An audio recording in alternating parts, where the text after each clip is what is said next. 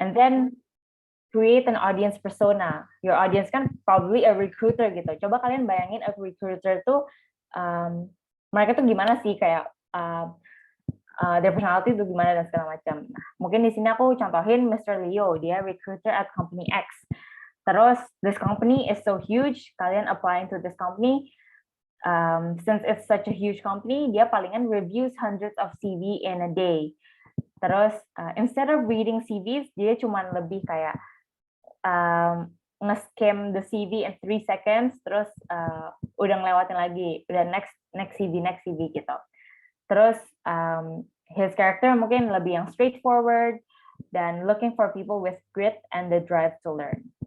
Nah, habis dari situ, after kalian tahu nih this company is huge, terus this recruiter palingan reviews hundreds of CVs in a day, pasti the way you use your words harusnya udah different gitu. Misalnya identify the tone of your voice. Tentunya when applying something it's lebih formal, especially to a corporate or a huge company gitu. And it lebih straightforward dan use concrete proof, quantify achievements. Jadi instead of giving descriptions, kalian lebih pakai berapa persen successfully achieve berapa over berapa gitu-gitu. No mistakes in grammar, spelling, punctuation, etc. Jadi that's how you adapt the way you write to the person. And then lastly, decide the content pillar. Jadi kalian lebih emphasize skills as written in the job description, terus emphasize on self-purpose, what drives you, karena mungkin si Mr. Leo ini karena dia udah reads a lot of CVs in a day, pastinya nyari something yang unique gitu, yang I want to see someone who is genuinely interested to apply gitu. Nah, next, put meaning, be authentic, and have value. The questions you should ask yourself itu what makes you different from others, how do you want to be known as, and most importantly, what is your unique story? Okay, so mungkin berhubungan dengan ini, what is your unique story? Mungkin aku pengen tell a story of mine. So many people thought of me as salah jurusan gitu. Soalnya aku di material engineering, tapi aku ternyata interning di copywriter di Kompas Gramedia segala macam. And people thought of me as salah jurusan. And mungkin at first aku ngeliat this as a weakness gitu. I love writing, but emang nggak sama kayak jurusan aku, tapi aku masih pursuing it gitu. Dan ini looks like a weird thing for some people, and mereka ngelihat aku as salah jurusan. And I saw it as a weakness. But then, actually pas aku applying for the internship at Kompas Gramedia, I used this story, aku menggunakan story ini untuk jadi my unique value gitu. Jadi aku walaupun salah jurusan, I've gotten a lot of experience in writing, especially aku udah took many roles in various organizations in terms of writing, dan I really want to learn more, dan aku pengen build my personal brand nih di misalnya copywriting gitu. Dan thankfully my recruiter waktu itu juga she wanted to help me build my portfolio, dan akhirnya it landed my internship gitu. Jadi what started out as a weakness dan sesuatu yang aku insecure with, itu malahan it helped me land my internship in the biggest media company gitu di Indonesia, which is Kompas Gramedia. And karena we're running out of time, mungkin I'm gonna speed things up. Jadi for the third step, itu appeal accordingly, itu basically just matching your words and the flow of your writing to your audience. Misalnya, are you going to use formal and colorful vocabulary, atau lebih ke yang friendly but not overbearing? Dan are you going to use scientific words, atau lebih ke simple and easy to understand words? So it's that simple buat using content writing in order to strengthen your personal brand. Contohnya kayak gini, a few examples. My friend di ITS, he likes to share his stories as well. di Instagram dia bikin konten seperti ini. Seberapa dekatkah lo dengan kedua orang tua lo gitu. Ini terserah mereka, ini personal brand dia pakai language yang lebih casual banget gitu kan. Terus misalnya ini juga if you guys know Kak Evan yang punya 1%, he has a blog, dan blognya itu the first thing you will see itu ini, kenalin gue Evan, selamat datang di website gue adalah seorang penulis, pemikir, dan juga pembuat video, dan segala macam. Nah ini, this is his personal brand, dia pengen kelihatan yang friendly, dan ini mungkin ini juga target audience-nya lebih yang seumuran dia atau mungkin younger gitu ya. Jadi emang udah spesifik dan khas gitu, khasnya kayak. Terus next mungkin ini a connection of mine di LinkedIn. Dia di LinkedIn, instead of other people mungkin yang lebih menggunakan formal dan big words di LinkedIn, instead this person used like kata-kata yang lebih friendly dan lebih yang ngasih tahu her learnings gitu daripada yang only her achievements. Nah mungkin ini examples of situations that kalian bisa face in terms of content writing and personal branding. Misalnya, first sending a connection request to someone on LinkedIn. Kayak what words do you want to use? Terus kayak what vibe do you want to send out?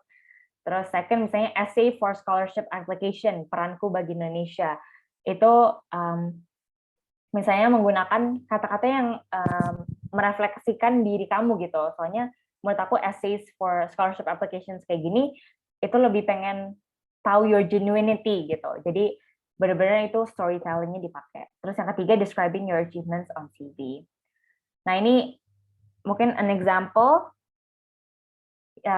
Di sini bisa lihat headline-nya, terus di sini friendly CTA gitu. Jadi it depends on who the people you want to see gitu di LinkedIn.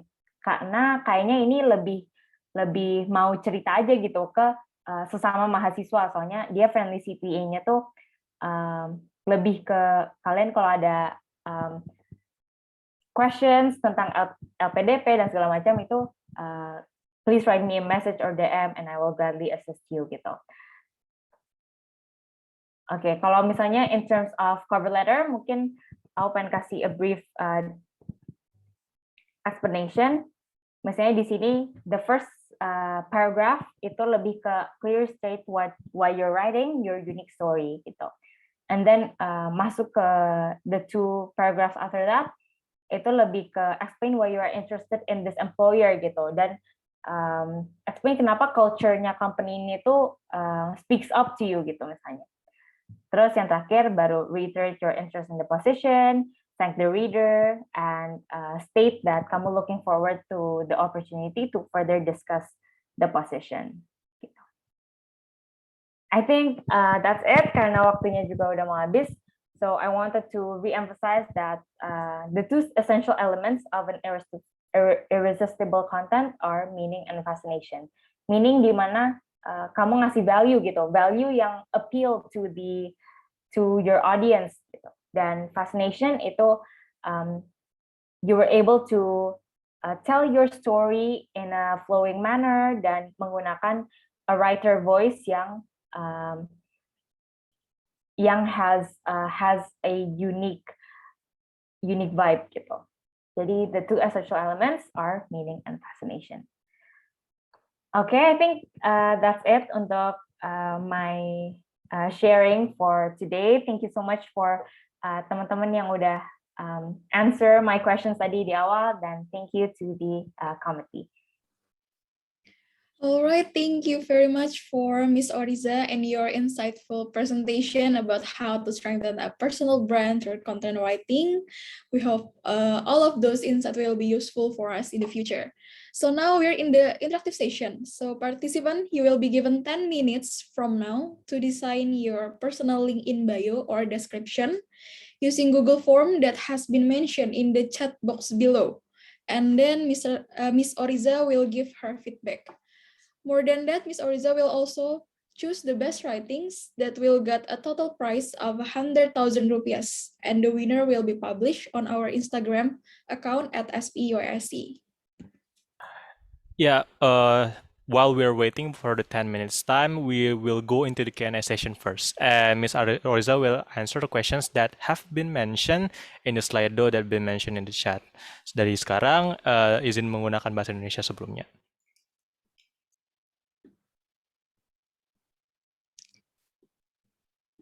Oke, sembari menunggu, jadi diingatkan kembali kepada teman-teman, boleh nih untuk mensubmit dari link yang ada Google Form yang ada di chat, yaitu yang deskripsi bio yang ada di LinkedIn kalian nih. Jadi teman-teman bisa agar bisa direview oleh Kak Oriza nantinya di interactive session. Sekarang boleh ke sesi Q&A session dulu.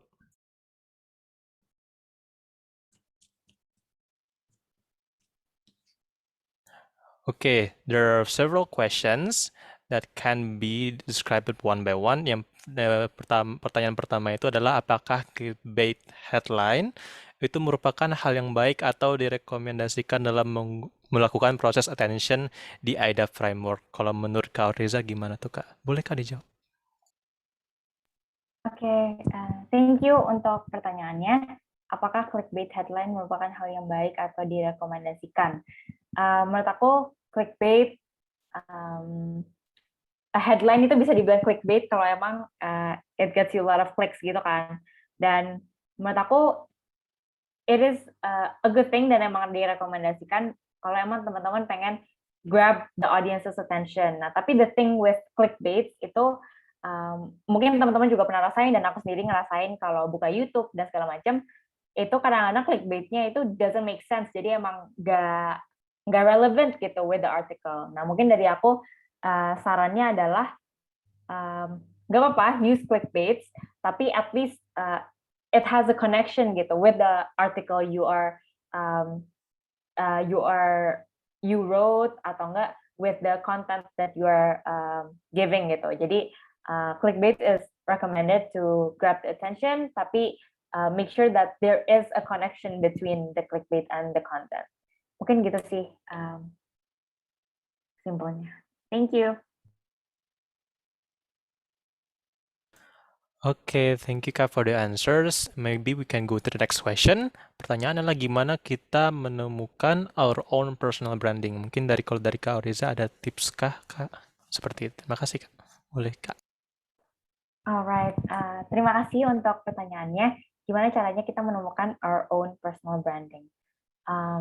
Jadi emang personal brand ini emang benar-benar harus personal to you. Jadi it shouldn't be something yang kamu lihat di orang lain, atau mungkin it shouldn't be something yang kamu ngikutin dari orang lain gitu.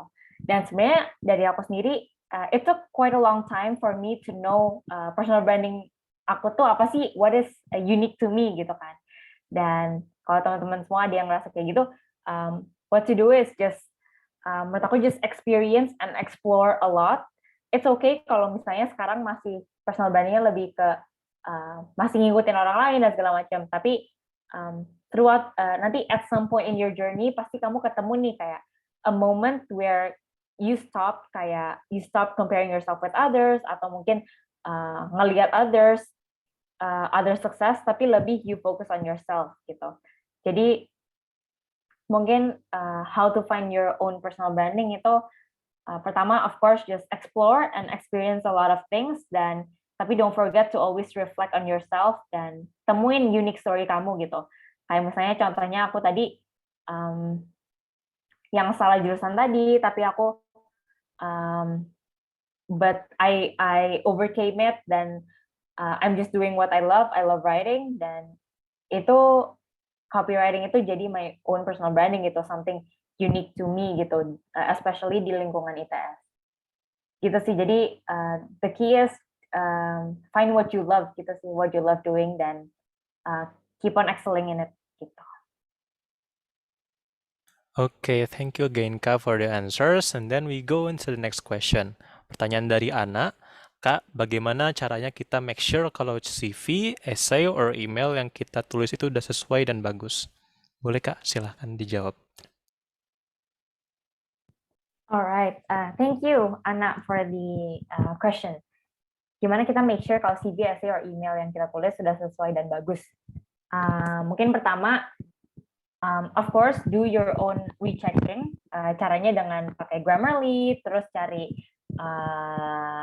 di kata-kata, misalnya kamu baca you use too many the word strategize gitu. Nah, kamu pastinya harus inisiatif cari di thesaurus, cari di dicek di Grammarly juga. Nah, itu basic lah ya, harus dilakukan itu.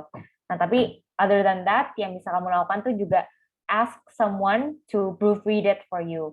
Kalau dari aku sendiri, aku minta the people I look up to, kayak contohnya pas aku kemarin applying for XLFL, CV aku minta dibaca dulu nih sama alumni XLFL lain gitu. Aku pengen tahu ini udah CV-nya tuh udah sesuai apa belum dan segala macam gitu sih. I think simpelnya tuh gitu untuk bisa cek apakah dokumen kamu tuh udah baik atau belum.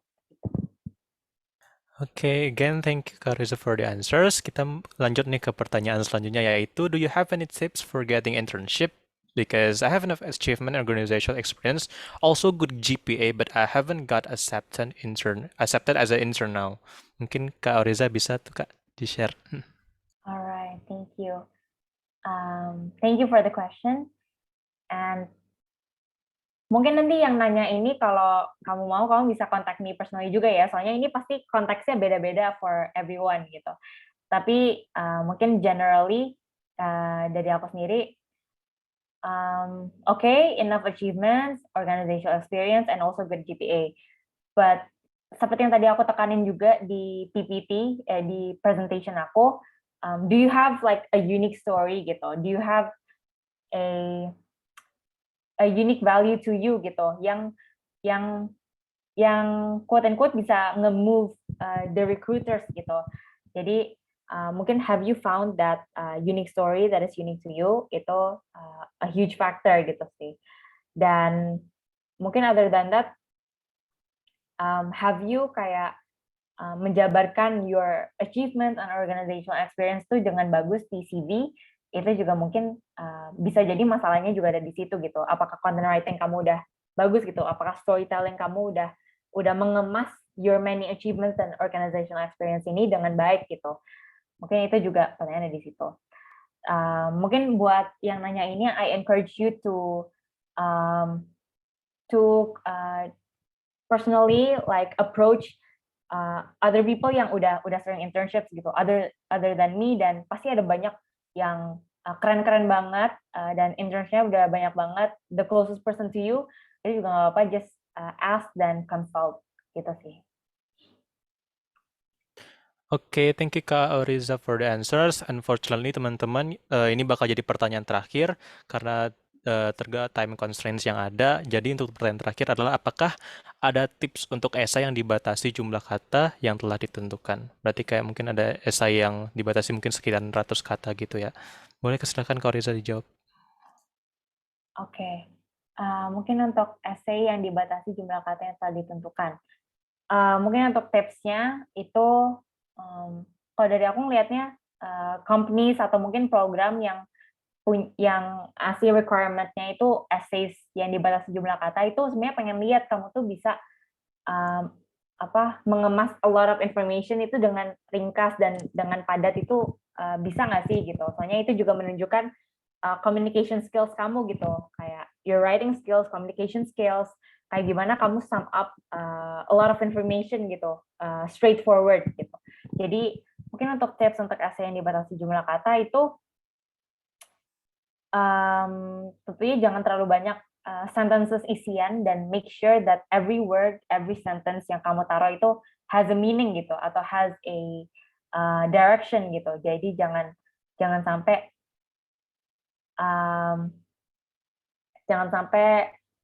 ada yang unnecessary gitu. Dan mungkin selain itu, tips aku juga bisa ask someone to read it for you. Misalnya if it's in English, kamu bisa nanya someone yang emang fluent in English dan cari tahu gimana sih how to sum up this sentence with the second sentence gitu sih mungkin sampelnya. Okay, thank you Kak Reza. And unfortunately, seperti yang udah dibilang tadi, the pertanyaan terakhir tadi merupakan pertanyaan terakhir di sesi Q&A pertama ini. Nah, sekarang kita bakal sesuai dengan agenda yang telah dibilang, kita akan pindah ke sesi interactive session. Berdasarkan form yang telah diberikan tadi, sudah ada beberapa interaksi atau sudah ada beberapa masukan ataupun submitan dari teman-teman partisipan sendiri.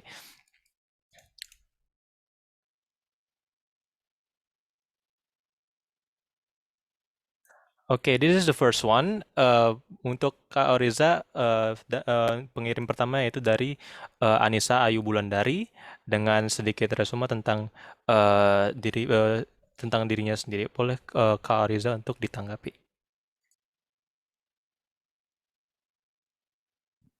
Oke, mungkin aku baca dulu ya.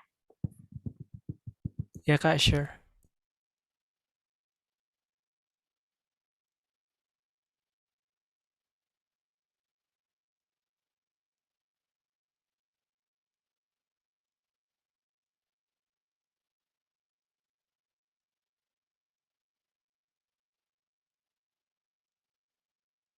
Oke, thank you buat submission ini. Appreciate it very much. Mungkin dari the short description ya, aku lihat it's already organized gitu. Jadi ngasih tahu your role, terus your experience dan juga your skills dan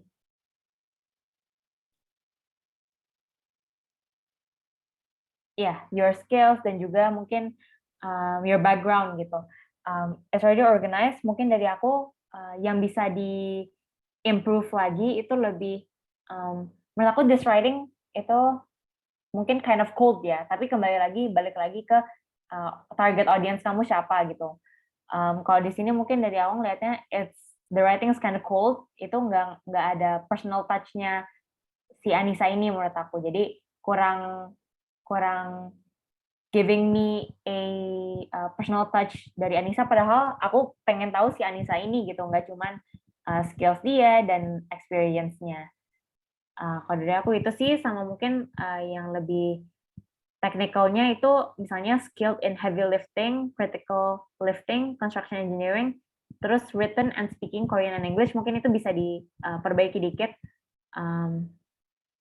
Kan itu different skills ya, mungkin yang heavy lifting, critical lifting, sama construction engineering lebih ke yang engineering side, tapi kalau Korean and English itu lebih ke yang language skills gitu. Jadi itu bisa dipisah sih gitu. Jadi lebih rapi lagi. Mungkin gitu sih yang bisa aku komentarin. Oke, thank you Kak untuk tanggapannya. Untuk selanjutnya. Oke, ini ada dari Satria Adi Wisesa. Mungkin aku bantu baca juga kali ya Kak sekalian. Hi there, I'm currently a freshman student of chemical engineering. I'm passionate about leadership, personal branding, and critical thinking. I'd like to hear some advice from others. I have strong willingness to learn new things and very open for others to give advice to me. I respect everyone's idea or opinion and motivate them. I'm an innovative person which have many ideas that never realized so far. Hopefully, I can improve my skill by learning with great people around. Oke, boleh Kak tanggapannya. Oke, thank you Satria. Thank you for the submission dan I like the approach gitu, very friendly dan juga di sini juga ngasih tahu tentang personality-nya, apa yang dia suka dan prinsip dia gitu ya mungkin. Kalau dari aku mungkin ngelihatnya kalau ini dijadikan sebagai description di CV, mungkin yang kurang tepat itu bagian hi there sama I am currently a freshman student of chemical engineering. Soalnya kan pasti itu udah ada tulisannya gitu kan di label kamu di CV-nya gitu sih. Terus other than that, mungkin di sini aku lihat kamu sering banget I am, terus I am passionate, terus I'd like to hear, terus I have strong, terus I respect, terus I am lagi. Nah, di sini mungkin yang aku pengen point out itu kamu terlalu repetitif gitu, pakai format yang I am bla bla bla, I am bla bla bla gitu. Di sini yang mungkin akan ditangkap sama orangnya itu either your English tuh kurang ada variasi from your sentence structure, atau kedua mungkin kamu tuh terlalu focusing on yourself gitu. Jadi kamu nggak focusing on maybe the company you are applying to, atau mungkin the company's values and how it relates to you, tapi kamu lebih ke mentingin cuma diri sendiri dan apa sih yang kamu punya gitu. Jadi itu mungkin yang bisa dikomentarin. Dan terakhir hal-hal kayak I'd like to hear some advice from others. I have strong willingness to learn new things and very open for others' advice to me. Ini kamu bisa kemas dalam kata-kata yang lebih profesional lagi gitu. Misalnya, I have strong willingness to learn new things. Bisa diganti ke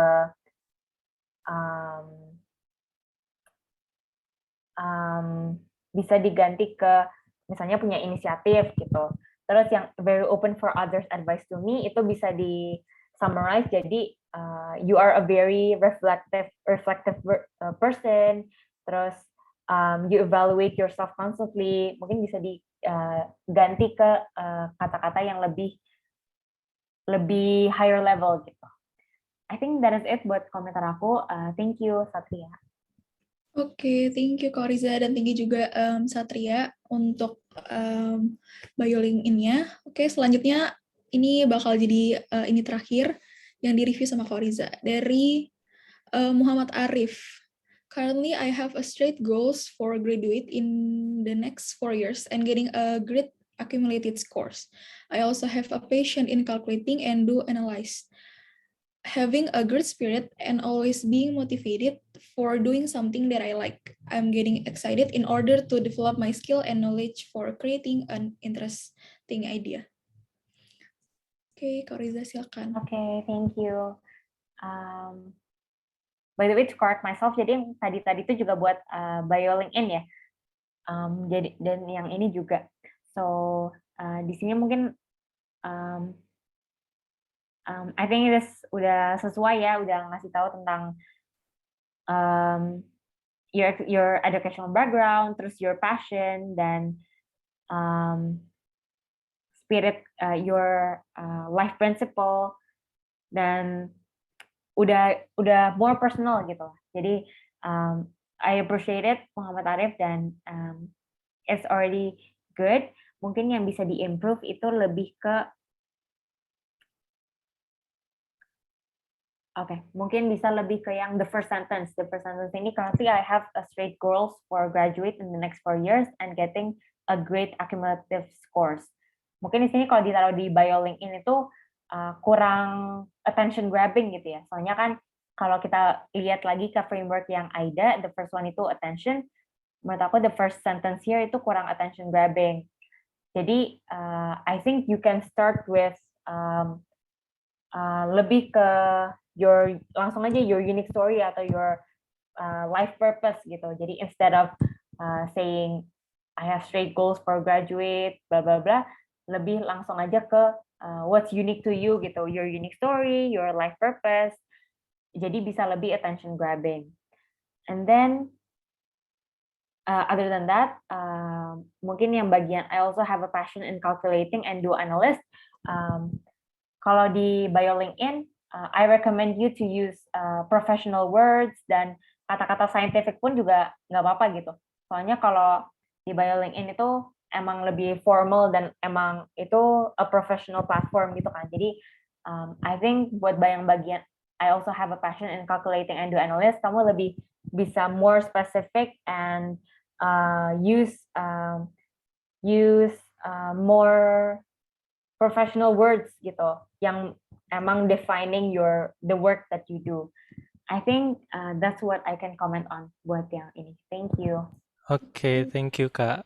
Unfortunately, ternyata masih bisa nih satu lagi review dari dari teman-teman participants, yaitu dari Hesti Fitiana. Sekalian aku baca ya Kak. A fresh college student of chemical engineering at Gajah Mada University, passionate about leadership, public speaking, problem solving, and also enjoys working in a team. She is interested in renewable energy and process engineering. She is a hardworking person and a fast learner who has a great desire to develop new skills and build wide networking with great people. Boleh Kak Oriza? All right, thank you, Hesti. From what I read, it's very good. I like that you have a touch of the things you are passionate about, but also juga your interest and juga what you are looking forward to gitu in working professionally. Mungkin di sini aku bisa comment on dan yang bisa di-improve. Untuk the first sentence ini, kalau dari aku personally, aku ngerasa it's kind of unnecessary, soalnya kan di LinkedIn itu biasanya kalau emang teman-teman taruh di tagline-nya itu first year college student of chemical engineering at UGM, kan ada gitu kan, kayak undergraduate student of chemical engineering UGM gitu. Jadi kalau emang udah menggunakan title itu di bawah nama kamu, di bio LinkedIn itu nggak usah ada first sentence ini gitu. Bisa langsung aja ke yang what's unique to you gitu, buat attention grabbing-nya. Jadi bisa langsung ngomongin tentang your life purpose atau mungkin prinsip kamu atau mungkin your passion, kayak contohnya nih di leadership, public speaking, problem solving gitu. Mungkin di sini aku bisa, instead of kamu banyak nih the things you are passionate about, leadership, public speaking, problem solving, kamu bisa pick one yang kamu benar-benar passionate in gitu, dan kamu punya intrinsic motivation on why you are passionate about it gitu. Jadi you can give a little bit of story why you are passionate in leadership gitu. And she is interested in renewable energy and process engineering.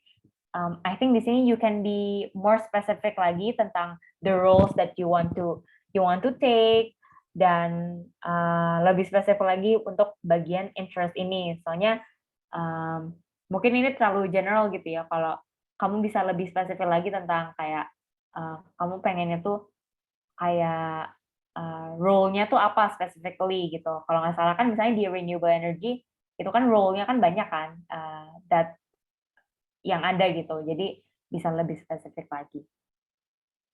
I think that is it. Thank you, Hesti. Oke, thank you juga Kak Oriza, dan juga seperti yang sudah dibilang tadi, sayang sekali ini merupakan end session dari interactive session. Tapi tenang teman-teman yang sudah mensubmit karyanya tetap akan dinilai, tapi akan dinilai secara pribadi nanti, dan akan diumumkan siapa yang akan menjadi peserta dengan karya yang terbaik di interactive session pada esok hari di Instagram @spwasi. So this is the end of Q&A session and also the interactive session of Miss Clara Lorisa Oriza. We want to express again our gratitude to Miss Oriza for all the materials, answers, and feedback that you have mentioned this evening. So thank you very much for Miss Oriza. All right, before we go to the next session, we would like also to say thank you to PT Elnusa Fabrikasi Konstruksi as our gold sponsor. So let's watch the video.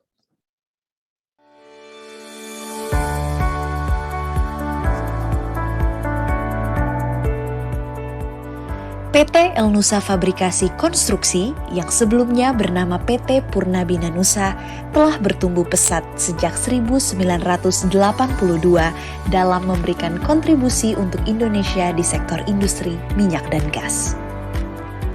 Elnusa Fabrikasi Konstruksi hadir dengan solusi total penyediaan produk dan jasa eksplorasi dan eksploitasi yang meliputi oil country tubular goods, fabrikasi konstruksi, repair and maintenance.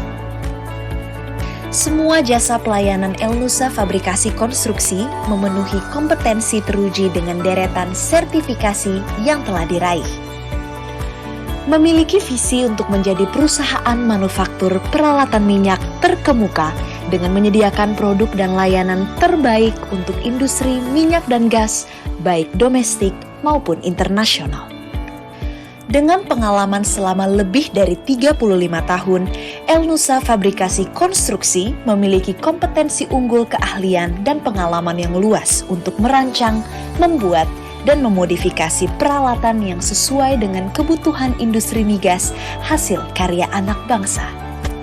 Elnusa Fabrikasi Konstruksi juga memiliki lokasi workshop area yang strategis serta penggunaan peralatan bersertifikat di dalam proses kerja dan berbagai layanan terintegrasi yang lengkap. Didukung oleh tenaga profesional dan berpengalaman di bidangnya, serta penggunaan alat-alat terbaru dan yang tercanggih, Elnusa Fabrikasi Konstruksi senantiasa memberikan yang terbaik untuk kepuasan pelanggan. Seiring pesatnya perkembangan dan kemajuan teknologi dalam industri fabrikasi dan konstruksi, kami siap untuk selalu berinovasi dalam menjawab tantangan. Elnusa Fabrikasi Konstruksi, your total solution manufacturing and engineering company.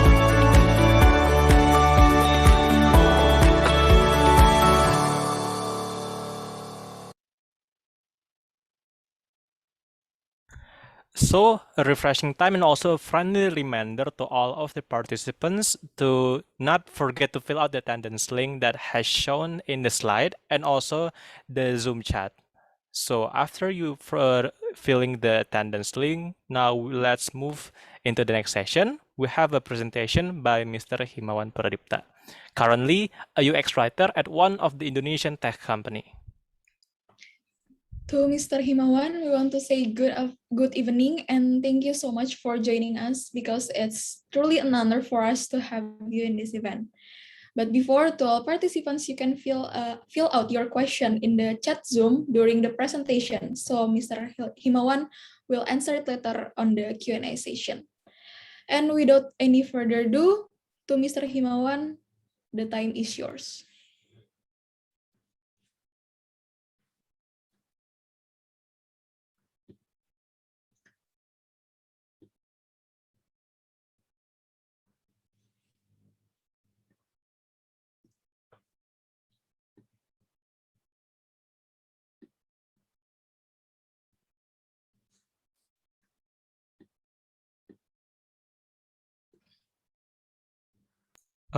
We think that there's maybe a technical problem, so we kind of wait for a minute.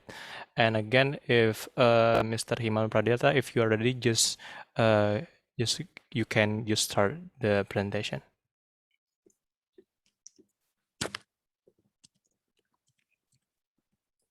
Halo. Halo. Halo. Halo, Kak, audible kok. Oh, hai. Tadi sudah sempat ngomong Kak, saya tadi keluar sebentar, terus masuk lagi. Did I miss anything? Enggak sih, Kak. Ini udah waktu untuk Kak Himawan presentasi. Silakan, Kak. Oh, oke, sip. Terima kasih sudah menunggu. Maaf tadi agak technical issues. Oke, halo semuanya. Assalamualaikum warahmatullahi wabarakatuh. Selamat malam. Gimana, otaknya udah panas belum?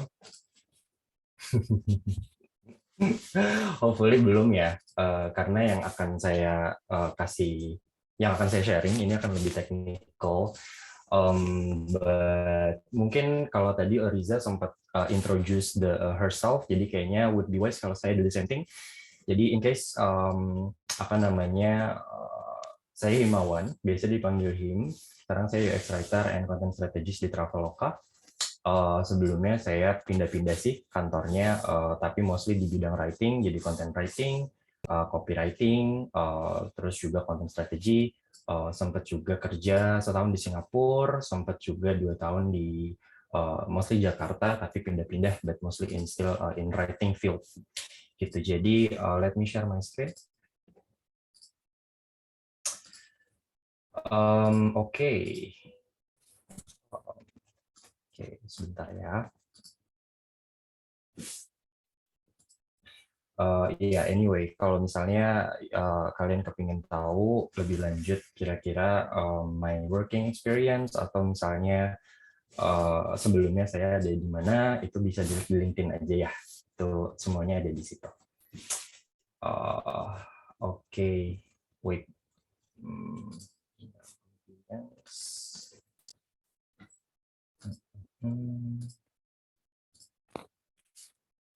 Oh, sorry.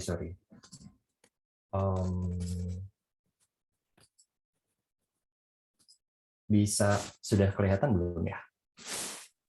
Sudah. Oke, sip, cool, terima kasih. Oke, jadi untuk 30 menit ke depan, what I will be talking about adalah gimana caranya untuk nulis konten yang efektif. Dan mungkin kalau tadi Oriza sempat mention beberapa hal tentang content writing, mungkin saya mau specify atau mengerucutkan kira-kira si content writing yang dimaksud yang akan saya bahas ini masuk ke ranah apa. Jadi the content writing that I will be talking about adalah content writing yang masuk ke ranah digital marketing. Dan sebenarnya istilah content writing sendiri itu lebih populer among di fieldnya digital marketing. Jadi makanya copywriting, content writing itu under satu irisan yang sama gitu ya. Kalau kita lihat diagram Venn, itu tuh satu digital marketing buletannya gede, content writing sama copywriting itu ada di dalamnya. Gitu. Jadi seperti yang tadi sempat Oriza sudah mention juga, one of the biggest thing yang harus kita tahu untuk bikin konten yang efektif tuh harus tahu apa dulu? Ada yang masih ingat? Audience. Jadi kita nggak bisa, kalau kamu mau jadi content writer, mau jadi copywriter, mau jadi any writer, basically, itu nggak akan bisa perform kalau you don't know who you are writing to. Karena you cannot work for everyone in the world. Nah, ini makanya saya ambil satu contoh. Jadi, katakan ada bapak-bapak ini, namanya Pak Tokpoki. Ini saya ngasal aja. Jadi, bapak-bapak ini sedang tersenyum, apparently, dan dia untuk ukuran bapak-bapak gitu, yang mungkin bisa jadi bapak saya juga, itu pakai fashion yang bisa dibilang a little bit unique gitu, atau bahkan eccentric for his own age gitu. Nah, emangnya umur berapa? Nah, that's what I'm going to ask you. Kita akan main tebak-tebakan sedikit. Saya akan nanya ke kalian 4 hal ini. Jadi usia bapak ini berapa, pekerjaannya apa, pendidikannya apa, dan kira-kira kalau bapak ini main medsos, dia main apa? Gitu. Jadi namanya Tokpoki Sujatmoko. Usianya kira-kira berapa ya? Silakan dicek, tebak aja, nggak ada salah, nggak ada benar.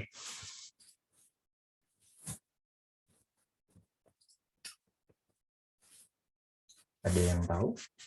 Oh, oke, let's see. Wah, 65, 50-ish, 42. Oke. Selamat kepada yang jawab 42 sampai 50 karena Bapak ini usianya 45 sampai 50. Gitu. Jadi bukan 60 atau 59 atau lebih atas lagi. Jadi for now kita parkir 45 sampai 52. Next up, pekerjaan. Kira-kira dari perawakannya, dari cara dia tersenyum, ya dari foto inilah gitu. Si Bapak Tokpoki yang usianya segini, kerjanya apa ya?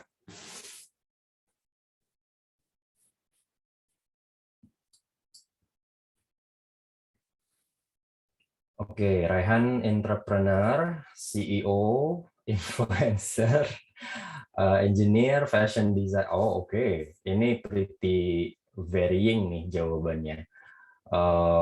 Investor, ada lagi yang mau nebak? Sutradara, oke. Thanks for the responses. Jadi kalau kita lihat, ini jawaban-jawabannya semuanya, well, not semuanya, tapi more than most, itu mengarah ke bidang kreatif. Jadi influencer, engineer, designer, sutradara, semuanya bidang kreatif. Ternyata jawabannya salah semua, bapak rumah tangga.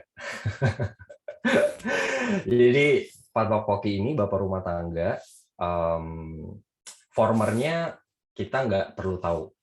Jadi katakan let's say ini dia lagi diem gitu, maksudnya tidak aktif saat ini. Nah, terus pendidikannya kira-kira lulusan apa ya? Apakah lulusan SMA, lulusan S3 kali, atau mungkin nggak sekolah formal kali?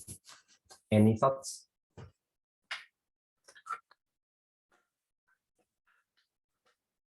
Oh, waduh.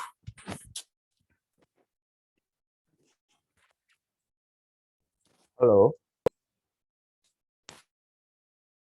Iya, halo Kak.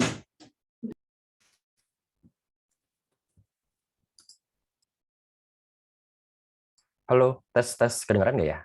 Iya, Oh, kedengaran. sorry. Oh, maaf tadi tiba-tiba rumah saya mati lampunya. Oh, sorry ya. That was shocking. Oke. Anyway, maaf kalau saya tadi. Anyway, so S1, S2 postgraduate, S2, SMA. Ternyata kita lihat pendidikannya, S2 arsitektur. Lulusan S2 arsitektur. Nah, terakhir, kalau misalnya si Pak Tokpoki ini main medsos, kira-kira medsosnya apa ya? What would he be active at?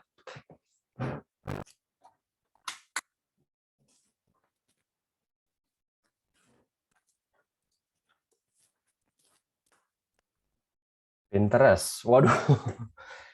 Pinterest tuh media sosial ya? Bukannya lebih kayak platform sharing aja?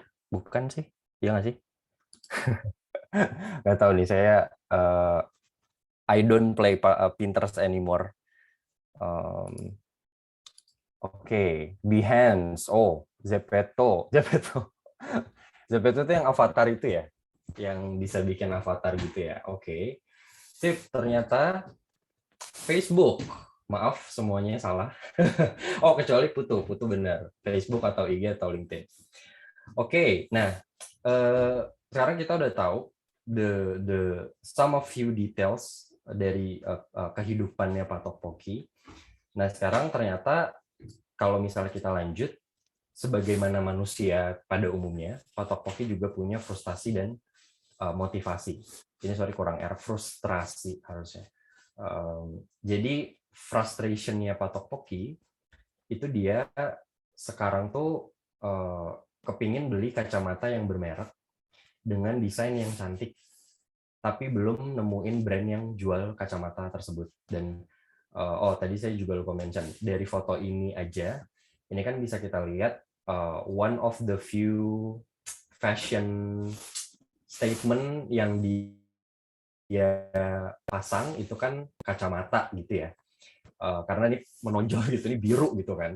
Agak beda sama misalnya yang bapak-bapak udah paruh baya gitu ya. Itu kan biasanya kacamatanya yang tipis atau yang dia bentuknya udah pakai tali gitu bahkan.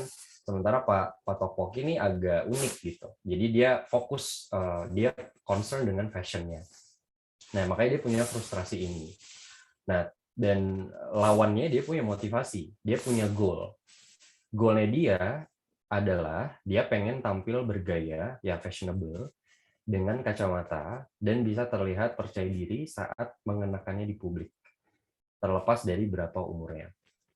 Jadi biasanya kan kalau orang tua mau tampil keren gitu ya, itu kan suka diolok-olok ya sama generasi lebih mudanya gitu. Kayak udahlah Pak, udah tua gitu, nggak usah pakai yang macam-macam gitu.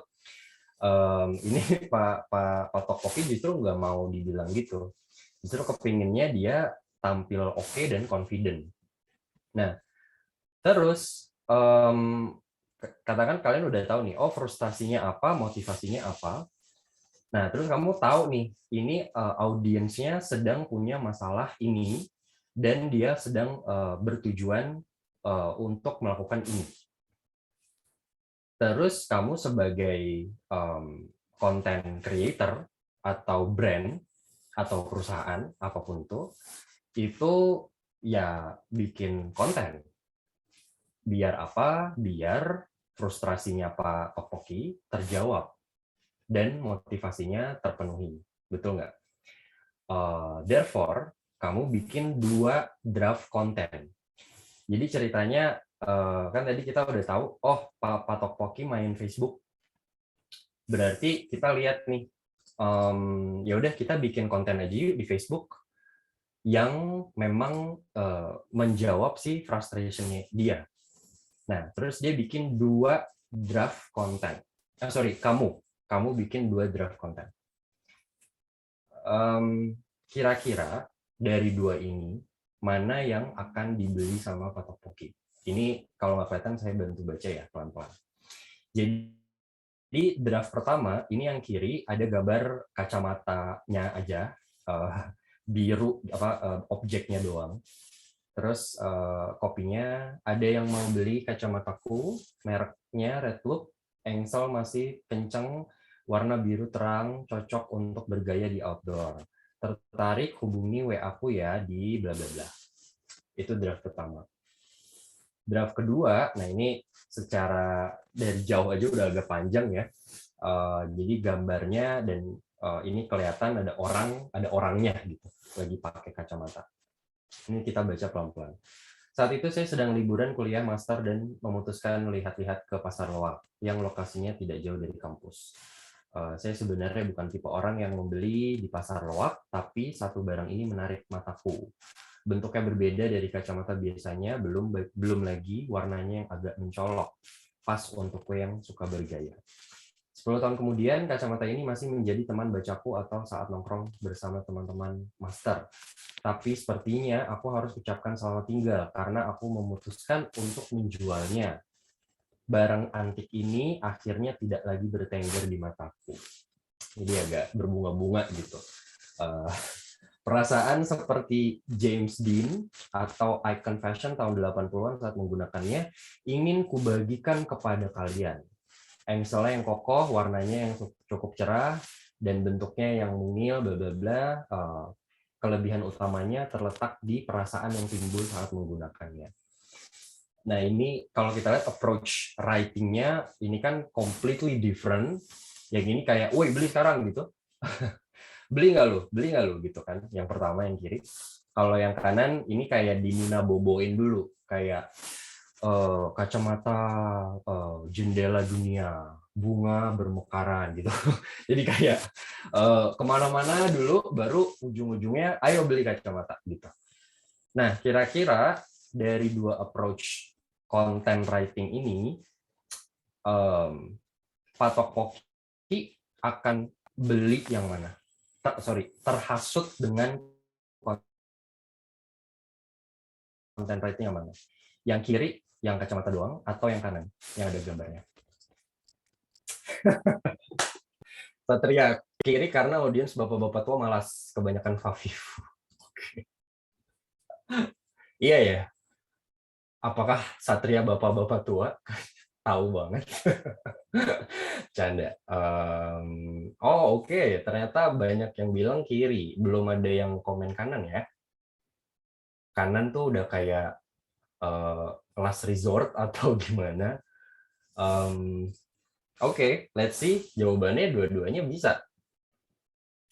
Dua-duanya bisa.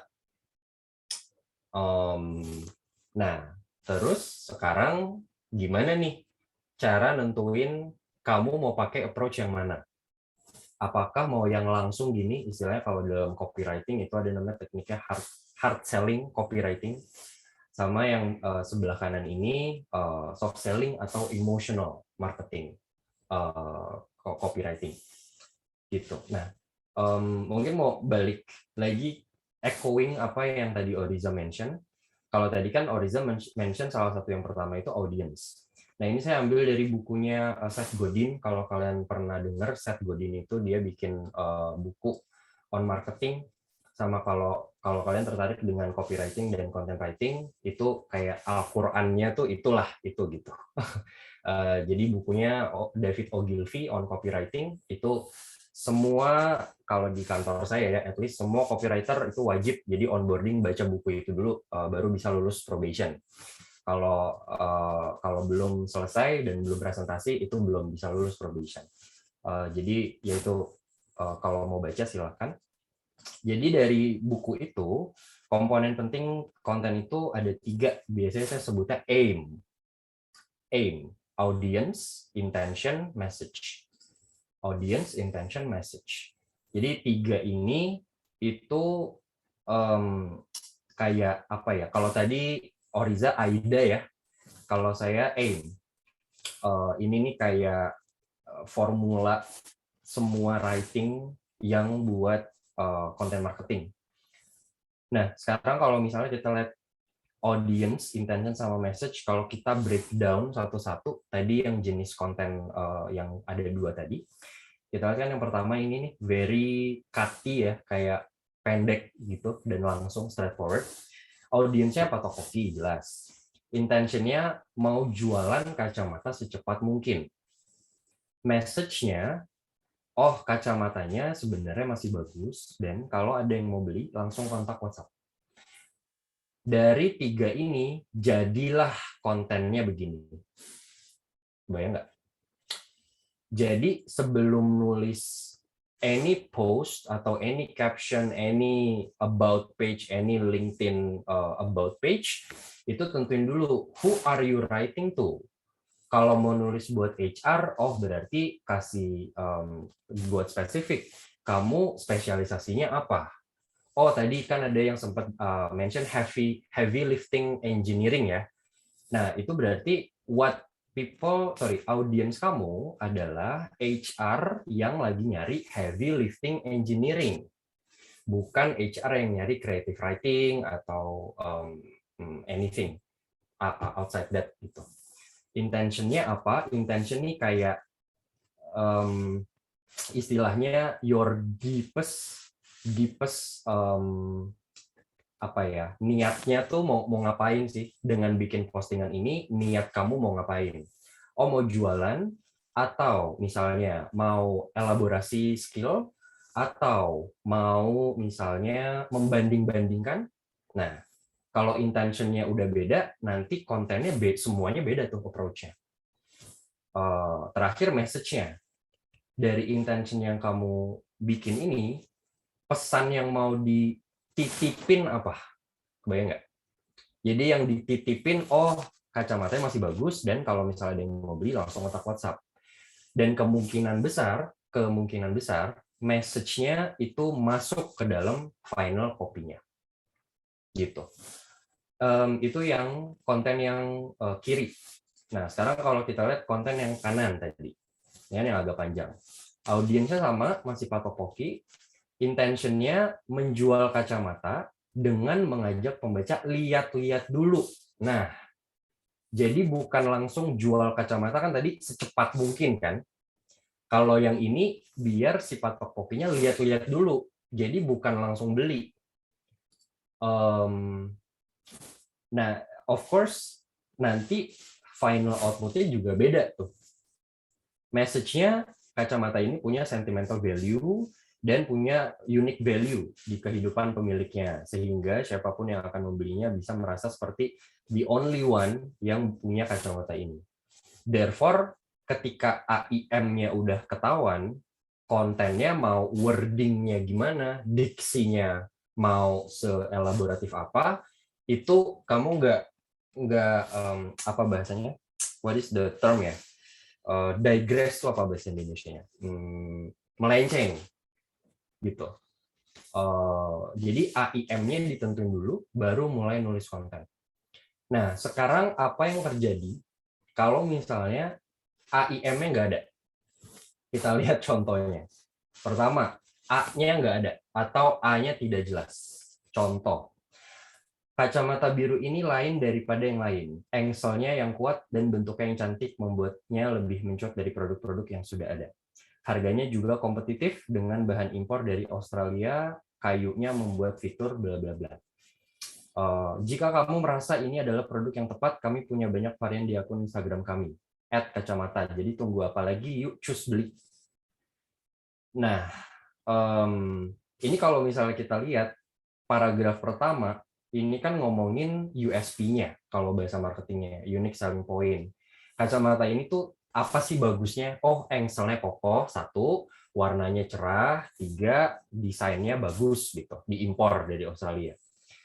Terus ini apa bedanya sama misalnya anak SMP yang juga pengen cari kacamata? Ada bedanya nggak? Nggak ada.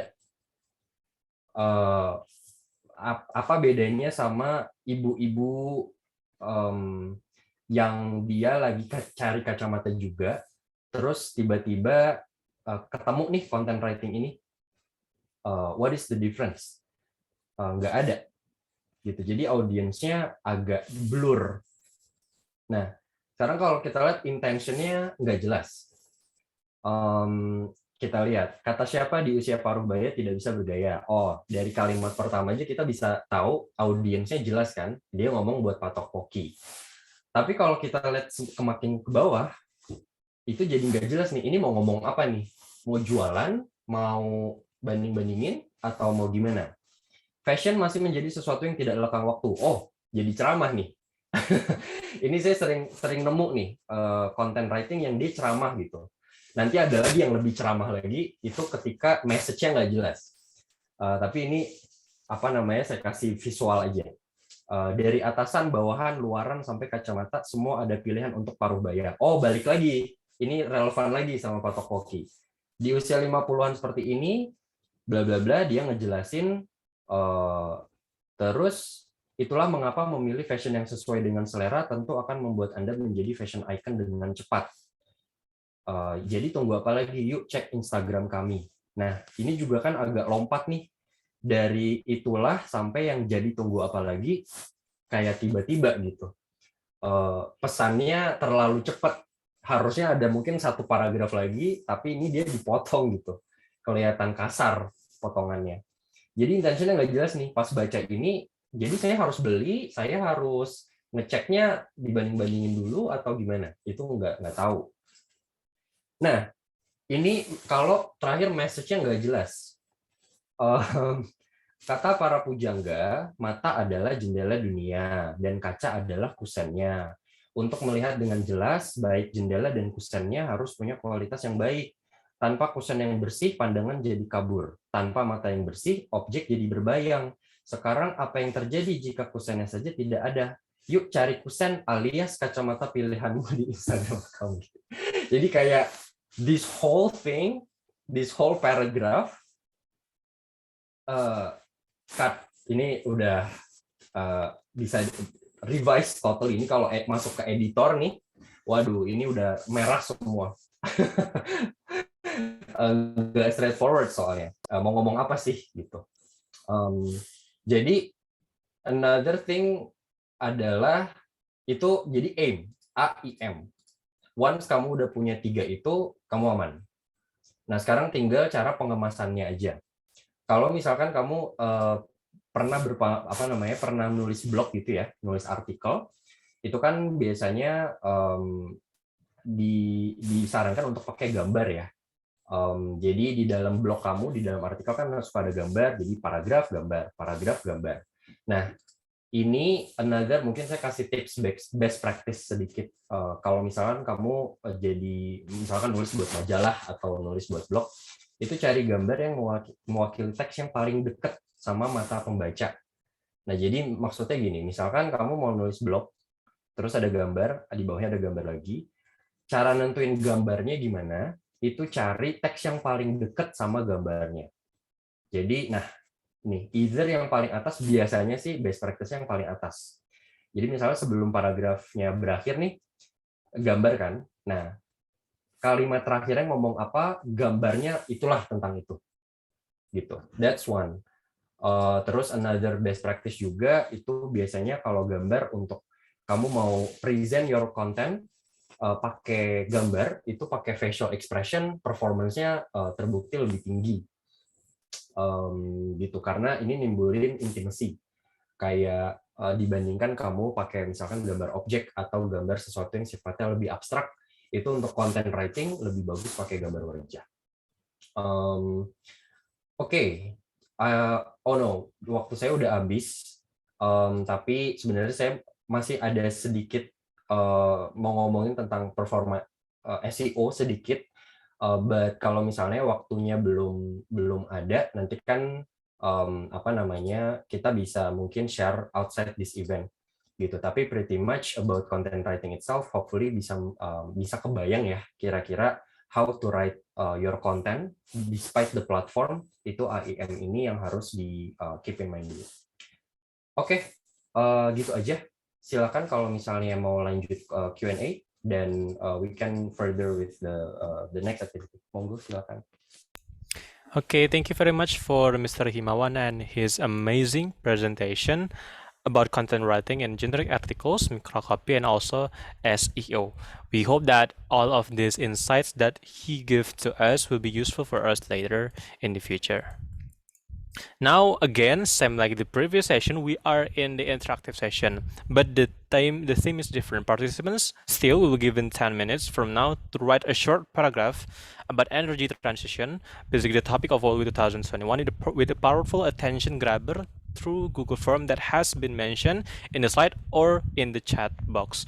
And later, Mr. Himawan will give his feedback about your creation.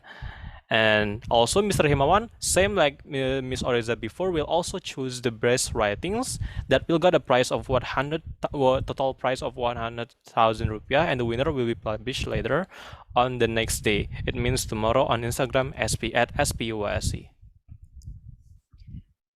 Okay, while we're waiting, we'll go into the Q&A session first, and Mr. Himawan will answer your question that have already been mentioned in the slide though.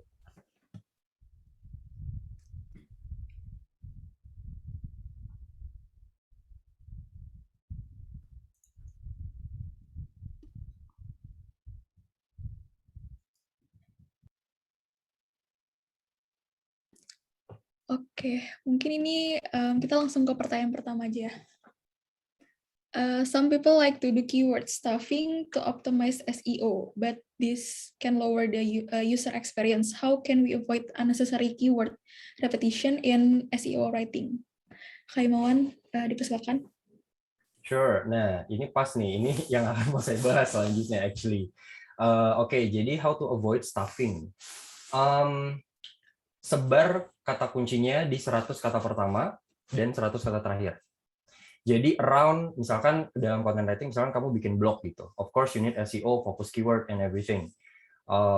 Terus best practice ya, itu dari fokus keyword yang mau kamu highlight dalam untuk konten itu ditaruh around 100 kata pertama dan 100 kata terakhir. Jadi dan pastiin itu masuk ya ke dalam 100 kata itu, karena ketika Google Google search result itu baca si algoritma buat blognya, itu dia akan ngelihat 100 kata pertama doang. Untuk kalau misalnya kita lihat meta title, meta description kalau bahasa teknisnya, dan kalau misalnya untuk avoid repetition itu pakai paraphrasing atau istilahnya elongated SEO. Nah, ini saya bisa coret-coret nggak ya? Biar saya bisa kasih contoh gitu. Ada annotate feature nggak ya? Anyway, kalau nggak ada, saya mungkin tulis di chat aja deh. Jadi misalnya gini ya, di chat. Misalkan SEO fokus keyword kamu adalah tadi kita bahas apa ya? Heavy lifting energy gitu. Misalnya ini saya di chat ya, hopefully bisa kelihatan. Nah terus of course kan heavy lifting energy, 3 kata ini kan harus masuk tuh. Nah biar nggak repetisi atau nggak repetitif, itu bisa ditambahin dengan kamu mengawinkan si kalimat yang sebelumnya. Jadi misalnya gini, katakan if heavy lifting is saya lagi nulis necessary for the energy industry, then it would be great to apply that to other industries as well. Nah ini saya ngasal aja ya, ini buat ngasih gambaran aja. Jadi misalnya katakan di salah satu kalimat di blog kamu itu ada tulisannya kayak gini. If heavy lifting is necessary for the energy industry, then it would be great to bla bla bla. Nah ini kan kamu lihat heavy lifting energinya kan dia nggak berbarengan tuh, jadi dia nggak nempel. Tapi energinya kepisah kan, sama dipisah sama is deemed necessary for the baru energy. Nah itu boleh. Kebayang nggak? Jadi kalau misalnya kamu mau pakai SEO, terus mau ditaruh di dalam kalimat, ya di dalam kalimat, itu boleh dipisah seperti itu as long as dalam satu kalimat. Itu salah satu cara untuk avoid unnecessary keyword. Menjawabkah? Oke, menjawab Kak. Oke, sip. Oke, thank you Kak. Kita lanjut ke pertanyaan kedua nih. Bagaimana cara menulis konten untuk marketing jika target market memiliki rentang umur yang cukup jauh dan background yang bermacam-macam? Silakan Kak Imawan. Bikin persona. Jadi kalau tadi Oriza sempat mention bikin persona, itu kalau misalnya kita, jadi saya pengalaman bikin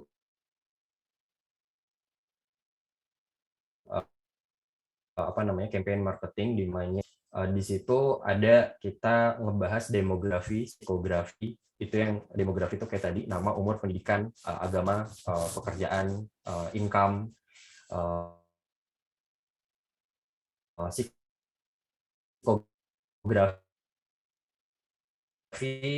itu lifestyle, dia baca, dia sampai tadi di awal saya sempat nanya ke kalian soal patok poki kan, seperti ini.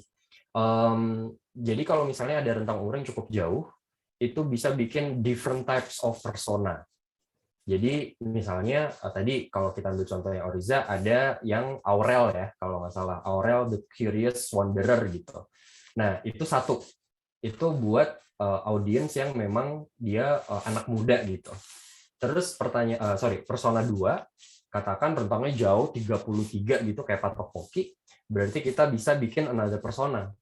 Jadi bisa bikin layout, bisa dinamain juga, misalnya the retired art lover gitu misalnya, I don't know, apalah gitu. Jadi disebutin namanya, dia married atau tidak, pekerjaannya apa, income-nya berapa, dan seterusnya.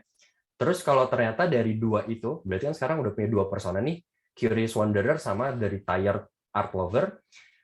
Kalau itu udah cukup menggambarkan persona brand-nya, berarti udah selesai. Tapi kalau ternyata ada segmentasi audiens yang belum mencakup dua yang udah dibikin, berarti bikin lagi. Yang make sure itu cater gitu.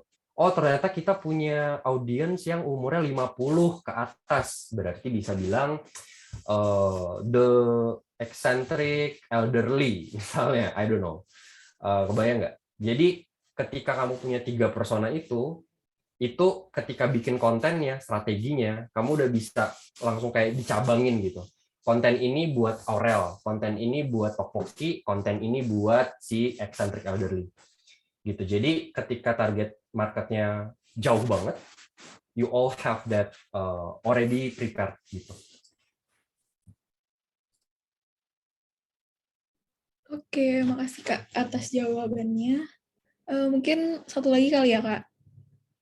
Pertanyaannya, bagaimana cara mengatasi writer's block? Silakan Kak Imawan. Istirahat. Jadi jangan dipaksain nulis. Biasanya kalau cara saya itu, saya tidurin dulu bahasanya. Jadi kalau teman-teman saya sama writer, lu kalau lagi pusing atau lagi buntu lu ngapain sih gitu. Terus ya ngapain, kayak ngepel, kayak denger lagu, joget-joget, tidur gitu.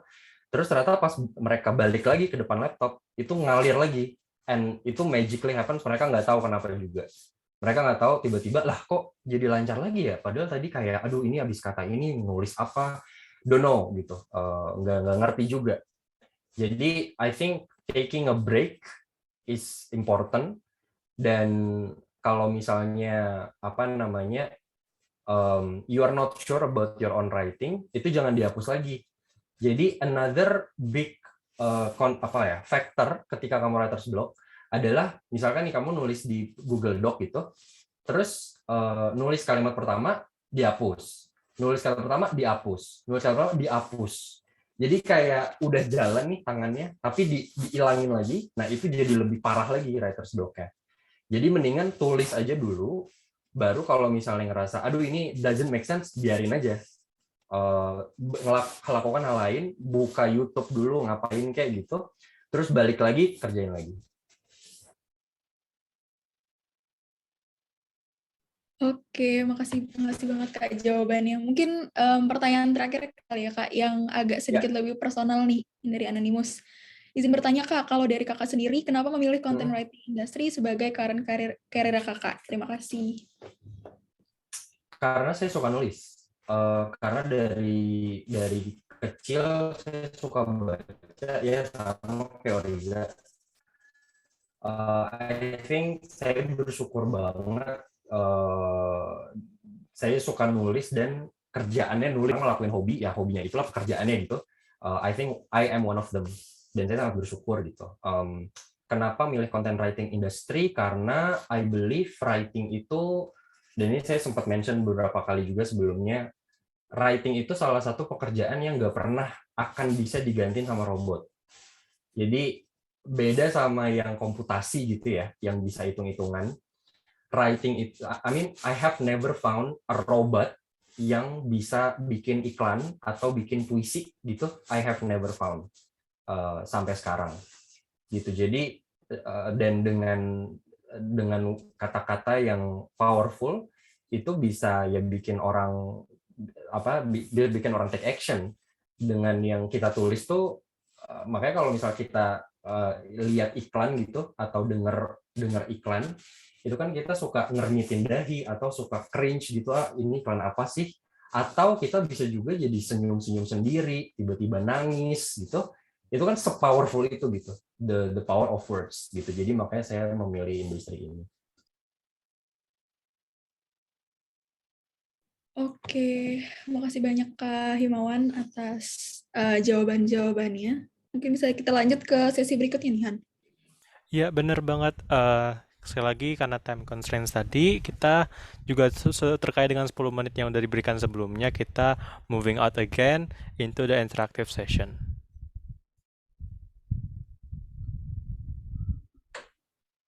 Oke, ini ada salah satu penjawab kita yang mengisi di Google Form nih, Kak. Dari Rizky namanya. Mungkin aku bantu bacain kali ya, Kak.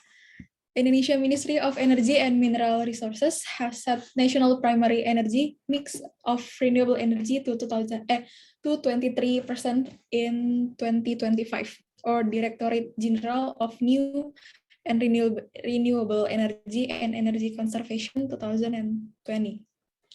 Energy condition in Indonesia currently still depend on fossil fuels that reach 53.71% of energy utilization. Meanwhile, renewable energy only reach 9.15%. Citra Yusgiantoro and Grace Utomo 2021. Many Indonesia oil and gas companies such as Pertamina also vigorously increase the exploration, drilling, and other operational activities to produce more crude oil. Adi Maja 2021. Silakan Kak Himawan tanggapannya. Ya, oke. Wow, ini berat banget teksnya. Beda banget sama tadi Oriza bahas itu. Saya bahas ini, but I think, ini saya nggak tahu Rizky nulis buat siapa, intentionnya apa, sama message-nya apa. Tapi kalau saya baca dari yang tertampang di sini, ini terdengar kayak a writing dari set for public gitu.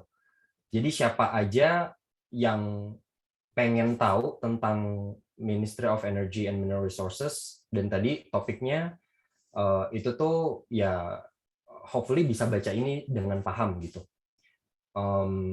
Dan iya, ini I think kalau in terms of quotation-nya ini udah udah cukup komprehensif sih. Jadi ada you mention about the numbers, terus juga di source-nya apa dalam tanda kurung ini. Dan kalau memang misalnya audiensnya adalah tadi dan intentionnya itu untuk ngasih statistik gitu, to give facts about the particular topic yang lagi Rizky bahas, teks ini udah sangat kuat gitu. Karena di backup sama banyak data dan banyak resources yang nanti pembaca bisa cek sendiri gitu. So yeah, I think that's pretty much it. Oke, thank you Kak Himawan. Mungkin kita ambil satu lagi ya. Ya.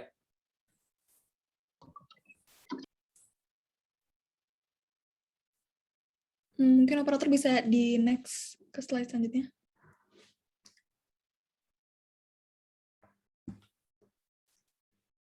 Maaf, mungkin ada sedikit kendala teknis, seharusnya masih ada satu lagi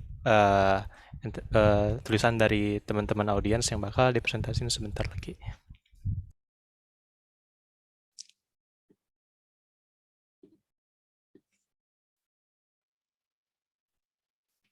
Oke, ini ada dari Kevin. Aku bantu baca lagi ya, Kak. The definition of energy transition is the structural change that affects the overall energy system. In the current era's energy transition, what occurs is the demand for the world's main source of energy consumption shifting from fossil fuel energy to renewable energy source such as solar power and wind power. Okay. Okay, so it sounds like a Wikipedia to me. Karena ya kalimat pertama aja definisi gitu. Definisi energi transisi. Berarti I'm assuming ya, ini please correct me if I'm wrong. I'm assuming, I can be wrong. Kevin nulis ini buat orang-orang yang tidak tahu sama sekali tentang energy transition gitu ya. Karena ya definisi gitu. Jadi ngajarin gitu kan. That affects the overall energy system in the current energy. Nah ini apa namanya yang mungkin saya agak bertanya, in the current era's energy transition, what occurs di energi transisi di era pada saat ini, apa yang terjadi adalah permintaan terhadap sumber utama energi consumption di dunia yang berubah dari fossil fuel ke renewable. Nah ini opininya Kevin atau ngutip nih? Itu yang saya agak bingung sih. Karena kalau misalnya opini berarti harus dijelasin juga nih the demand for the world's main shift. Ini kan berarti konteksnya shifting nih, ada yang berubah. Berarti kalimat selanjutnya itu harus ngasih tahu shift-nya apa. Kebayang nggak? Dan again, kalau misalnya memang ini adalah maksudnya kutipan orang gitu, itu berarti harus ada somewhere yang dikutip. Entah misalnya mungkin kalimat selanjutnya yang akan banyak kutipan, dan perlu hati-hati juga nih kalau misalnya nulis konten yang memang sifatnya definitif seperti ini, itu harus bisa ngebedain mana yang opini sendiri, mana yang resource dari orang lain. Karena kalau misalnya kita ngeklaim resource orang lain sebagai opini sendiri, itu bisa jadi orang jadi bertanya tuh, kalau pembaca yang kritis, lah ini dia tahu dari mana nih gitu. Dan pasti kan dia kalau pembaca yang pengen baca sendiri, itu dia pasti nyari tahu lagi kan. Oh saya mau baca lagi sumber lain, tapi nggak ada nih, nggak kelihatan. Nah itu nanti bisa berefek ke loyalty juga tuh pembacanya. Oh kalau misalnya orang ini yang nulis nggak ada sumbernya, saya nggak mau baca lagi deh kontennya karena nggak terpercaya misalnya. Gitu. Jadi be careful dengan teks definitif. Oke, thank you buat Kak Himawan untuk jawabannya, dan juga berhubung ini juga menjadi writing terakhir dari audience, dari participants, jadi bisa dibilang juga ini akan menjadi the end of the session, of the Q&A session, and also the interactive session. Again, we want to express our gratitude also to Mr. Himawan for all the materials, answers, and also the feedback that you have mentioned this evening. Thank you very much buat Kak Himawan. And also, we would like to say thank you very much to PT El Nusa Fabrikasi Konstruksi as our gold sponsor, and also Petrogas, PT Petrogas Basin LCD, in cooperation with SKK Migas as our silver sponsor. Now, let's watch the video.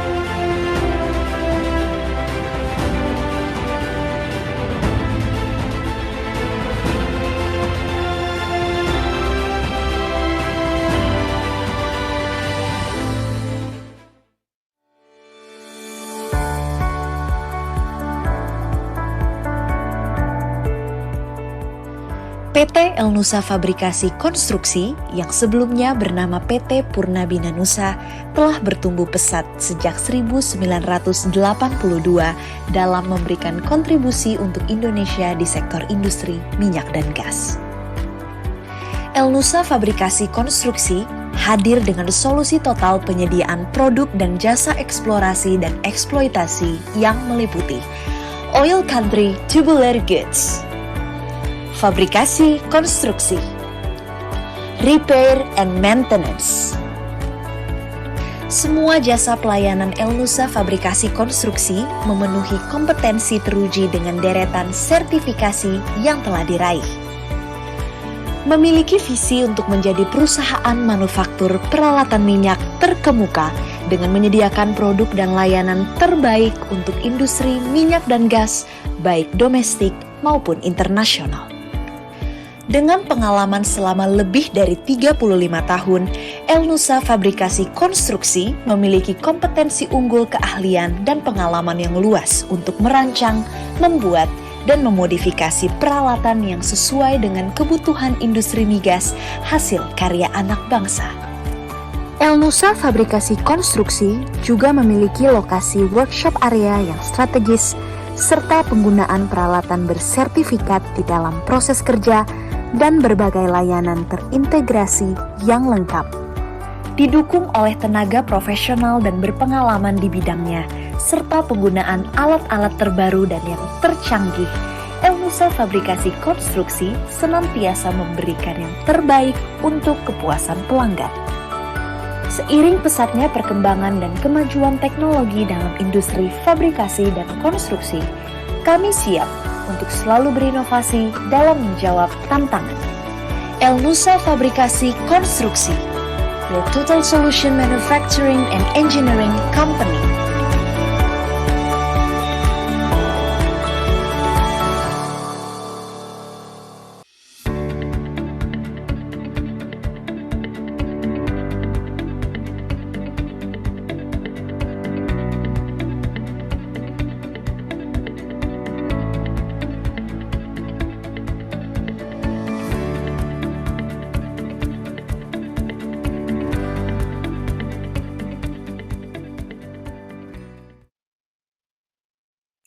This event can also be done with the support of our media partner, Info Mahasiswa Indonesia, Webinar Nasional, Infokopedia.id, Petroleum.id, Info Lomba, Event Mahasiswa, MigasID.com, and Event Campus. So now we're in the final session of this event. First, we want to conduct an appreciation session by giving this memento of appreciation to both of speakers. Now, I would like to invite Miss Claudia Lordesa Oriza as our first speaker, Miss Yemima Elsaria Silangit as the Project Manager of Oil Week 2021, and also Mr. Michael Chang as the Vice President of SPE-UASC 2021 to the stage.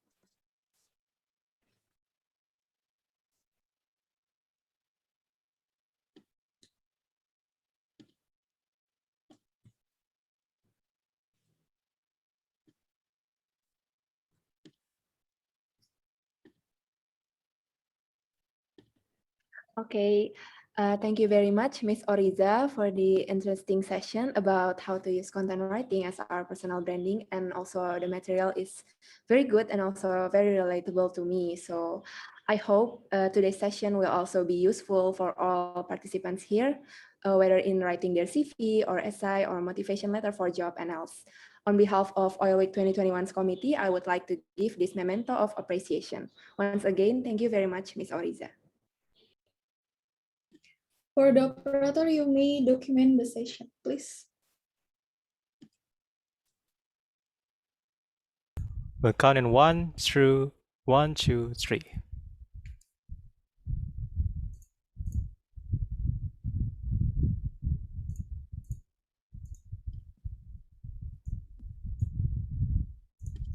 All right, thank you for Ms. Oriza. And now I would like to invite Mr. Himawan Pradipta as a second speaker. Again, Ms. Yamima Azaria Selangit and Mr. Michael Chang to the stage.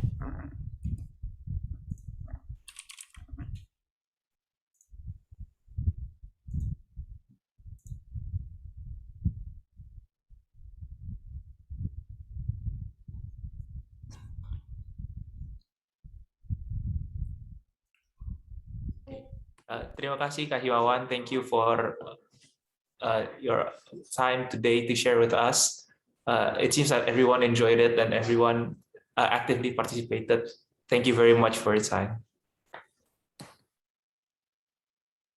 Okay, for the operator, you might document the session. 3, 2, 1.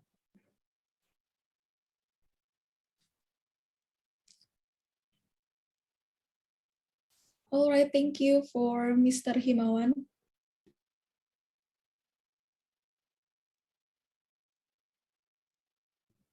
Okay, before we end our session today, let's take a picture together. So to all of participants, please kindly to turn on your camera right now. We'll be waiting a minute for everyone to turn on their camera.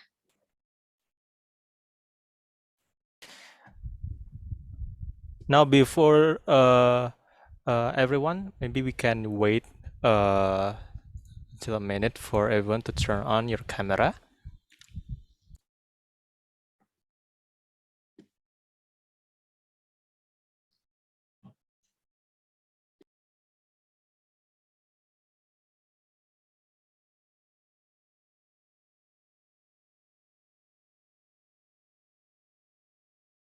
Once again, I invite for all of the participants to turn on your camera.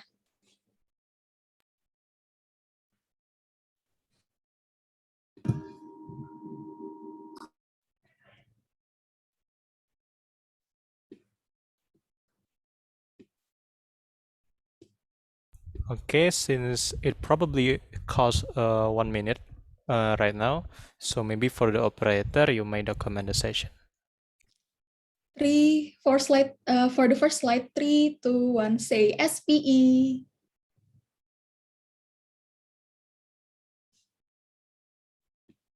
All right, for the second slide, 3, 2, 1, say SPE. Okay, for the third slide, 3, 2, 1, say SPE. And for the last slide, 3, 2, 1, say SPE. All right, thank you. Thank you very much, everyone, for turning on your camera and including into our photo session. Now, and for next session, we would like to ask all of the participants to fill out the QC or quality control and monitoring form through the link shown on the screen or in the Zoom chat for the next 2 minutes. Filling out the QC is one of the requirements of the receiving a certificate for joining our Writing 101 workshop. While we wait for those who are still filling out the QC, we would like to inform you about our upcoming event, which is Virtual Lab Experience to Pertamina RTI. Virtual Lab Experience is an event that was designed to give experience and knowledge to participants in a top oil and gas industry laboratory.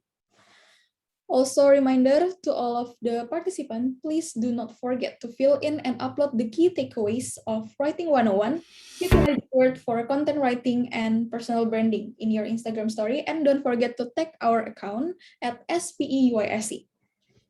Also, there's one more upcoming events which is called Mini Project Competition.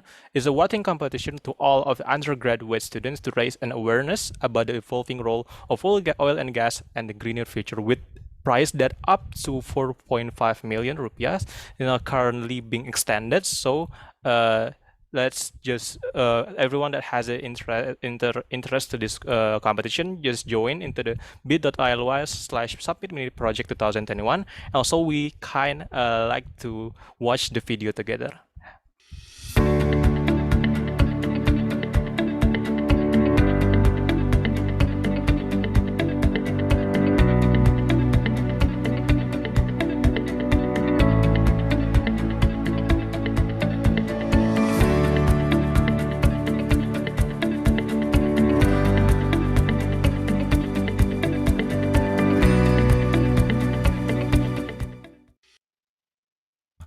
Also, we would also like to inform you about the All Week 2021 merchandise. Get yours and show us that you are ready to transform the future with us. Shop now at bit.ly/merch All Week 2021. And lastly, with kindly heart, we want to say thank you to participants for joining our Writing 101, utilizing words for content writing and personal branding. You might now leave the Zoom or the session. Thank you. But before we end this event, we will play the SPE profile video. Happy watching and goodbye. Thank you, everyone. As time goes by, the unprecedented scale of changes is taking place in global energy. This global issue requires a global response to fulfill the world's energy demands in an environmentally safe and sustainable manner. SPE is an international nonprofit organization that provides unparalleled insights, shared expertise, and lifelong learning to fuel the success of our members and the future of the oil and gas industry. We have grown into an independent global society with more than 140,000 members in 144 countries, consisting of professionals, scientists, and engineers around the globe.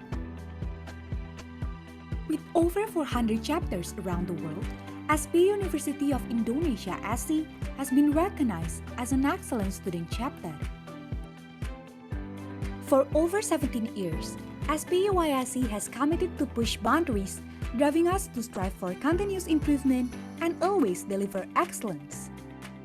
We provide our members with top-notch programs such as workshops, seminars, competition coaching, field trips, and many more. We ensure the quality of our programs so that our members can gain life-changing opportunities, developing resilience, and bringing impact for future generations. We know things won't always go our way, but we will always find a way to open new paths and evolve, preparing our people to be part of the future technology and innovation world. Together we embrace changes, together we'll rise to resilience.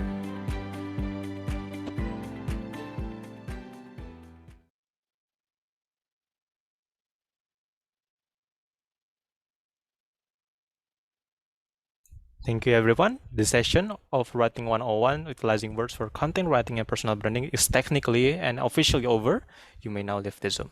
Thank you.